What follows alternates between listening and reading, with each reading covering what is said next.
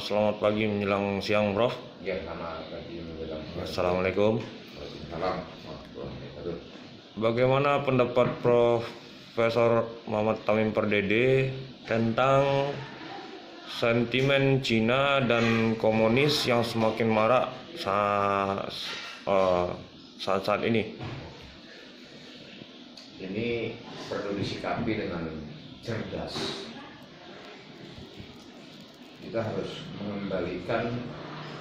memposisikan ini dengan adil, mengembalikan kepada sejarah mengenai bangsa yang bernama Cina ini yang sekarang bermukim di negeri kita ini banyak ini.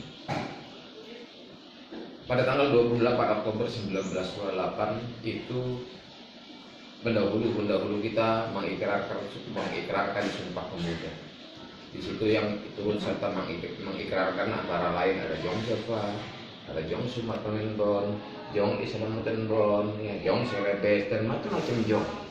Pada saat itu ada sekelompok pengamat dari kelompok pemuda Tionghoa yang mereka hanya mau menjadi pengamat saja tanpa mereka mau mengikrarkan Sumpah Pemuda tersebut. Itu menjadi bukti bagi kita bahwasanya kelompok Cina, komunitas Tionghoa tidak pernah rela dengan identitas Indonesia sebagai bangsa. Nah, yang anehnya, ya kan, ada kelompok yang oleh orang saat ini, orang-orang Tiongkok dan orang-orang Cina yang ada di Indonesia dan beserta antek-anteknya memberikan ejekan onta bagi kelompok Arab.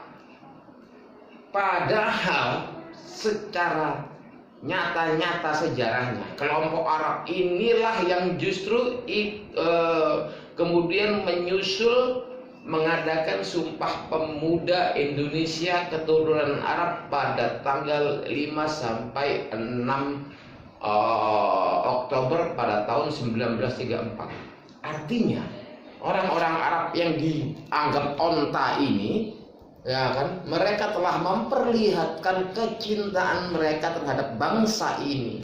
Ketika itu negara Indonesia belum ada, baru bangsa Indonesia, ya kan. Berlalu sampai muncullah kelompok-kelompok yang namanya Poan Tui yang juga notabene adalah orang-orang Cina. Mereka berlaku sangat bengis terhadap pribumi Indonesia ketika itu. Berlalu lagi masa pada saat Bung Karno ingin mempersiapkan kemerdekaan, dibentuklah organisasi namanya BPUPKI. BPUPKI tersebut ada beberapa kelompok Tionghoa yang ikut serta di dalam BPUPKI tersebut mengundurkan diri secara tiba-tiba hanya karena Soekarno menggunakan istilah Bumi Putra. Menurut mereka, untuk apa kami ada di sini kalau ada istilah Bumi Putra ini? Gila mereka selalu terlalu membenci bangsa ini. Orang-orang Tiongkok, orang-orang Tionghoa terlalu membenci bangsa ini. Dan perlu disadari bagaimana azas kewarganegaraan RRC yang dianut oleh mereka adalah dui kewarganegaraan ius sanguinis, ya kan, yang mana orang-orang Cina keturunan tetap adalah warga negara RRC walaupun mereka lahir besar di negeri perantauan mereka. Artinya seluruh rakyat Cina di muka bumi ini berada di bawah lindungan pemerintahan RRC. Nah, ketika bergesek antar kelompok, antar ras ini, contohnya seperti pribumi dengan Cina, tiba-tiba muncul yang namanya SAR. Dari mana dasar bangsa pribumi, bangsa Indonesia membenci Cina lalu disebut SARA, sedangkan Cina membenci pribumi tidak pernah disebut SARA. Yang pantas disebut SARA apabila orang Jawa anti orang Bali, orang Bali anti orang Kalimantan, orang Islam anti orang Kristen, orang Kristen anti orang Buddha, itu SARA. Nah, kalau orang pribumi Indonesia membenci Cina, tidak bisa SARA karena Cina itu secara status kewarganegaraan, status kebangsaan tidak sama sekali masuk kepada tidak sama sekali masuk kepada suku bangsa yang ada di negeri ini. mereka secara hukum, secara yuridis adalah tetap warga negara dan bangsa Cina. Itu perlu dicatat. Maka pembelaan terhadap warga Cina ini dilakukan hanya karena warga Cina ini mampu memberi setoran kepada mereka-mereka antek-antek mereka yang saat ini menjadi penyelenggara di pemerintahan ini. Ini perlu dicatat, ya kan?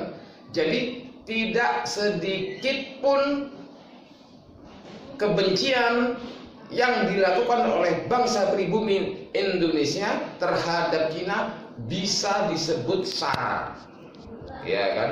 Nah, di sini perlu kita sadari, perlu bersama-sama kita pikirkan, ya kan?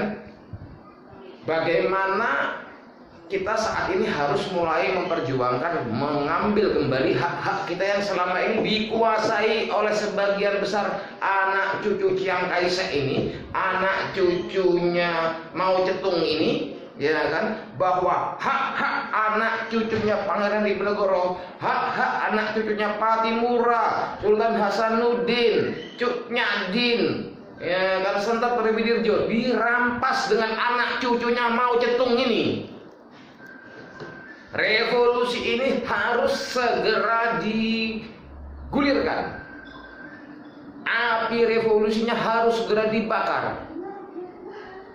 Usir mereka, kembalikan mereka ke negeri mereka, karena negeri mereka lah tempat yang paling pantas mereka bermukim. Mereka tidak boleh bermukim di sini kecuali mereka dengan rela saat ini mengumandangkan kembali Sumpah Pemuda Indonesia keturunan Tionghoa. Saya tantang mereka untuk berikrar mengumandangkan Sumpah Pemuda Indonesia keturunan Tionghoa. Kalau belum ada itu statement, belum ada itu ikrar, usir mereka dari negeri ini. Sekian, terima kasih.